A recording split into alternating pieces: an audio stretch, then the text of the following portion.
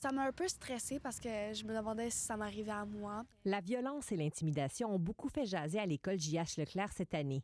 Des élèves rencontrés sur l'heure du dîner constatent toutefois une amélioration du climat à l'école. Il y a moins de batailles, il y a moins de blessés. En février, les signataires d'une pétition, à ce jour signée par plus de 4 600 personnes en ligne, reprochaient à la direction de ne pas en faire assez pour protéger les élèves. On a rencontré les élèves très rapidement. Ce qu'on a voulu, c'est prendre vraiment le pouls de qu'est-ce qui s'était passé, pourquoi ils en étaient arrivés là pour pouvoir mettre des actions concrètes en place. La directrice Anne-Marie Ménard travaillait déjà sur un plan d'action. La pétition a accéléré les choses. Les protocoles pour recevoir les dénonciations ont notamment été améliorés et 2 comités étudiants se sont mis au travail. On a eu la mobilisation d'à peu près une trentaine d'élèves qui voulaient s'impliquer directement dans les comités. Au-delà de limiter les incidents de violence et d'intimidation, l'objectif était de miser sur le sentiment d'appartenance dans l'école. Ils ont déjà fait une fête culturelle pour le vivre ensemble, avec l'ensemble de nos communautés.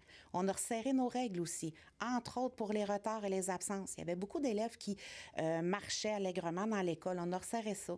On a rappelé l'importance aux parents aussi du fait d'être dans la classe pour bien apprendre et avoir un climat qui est sain. La présence policière accrue porte aussi ses fruits. Ce qui dénote de ces patrouilles-là, c'est qu'il y a un rapprochement qui est en train de s'effectuer avec les patrouilleurs. Et ça l'emmène un sentiment de sécurité pour les élèves de savoir que la police est sur place. Une présence remarquée par les élèves. Quand on voit des voitures aussi de police, le monde, des fois, ils réfléchissent plus à leurs gestes. C'est sûr que les jeunes ont réalisé qu'il y avait une voix. Pour Zoé, qui s'implique au sein d'un groupe de pères aidants, des élèves qui offrent du soutien à leurs camarades, les événements de l'hiver ont aussi permis de sensibiliser aux impacts de l'intimidation. Ça vient nécessairement à la violence des élèves.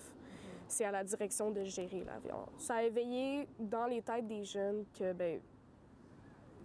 c'est pas cool. Ça a eu un effet de sensibilisation, en fait. Le travail se poursuivra à l'automne. Des formations seront notamment offertes pour mieux outiller le personnel et les élèves pour contrer la xénophobie et le racisme. Ici Marie-Hélène Rousseau, Radio-Canada, Grenby.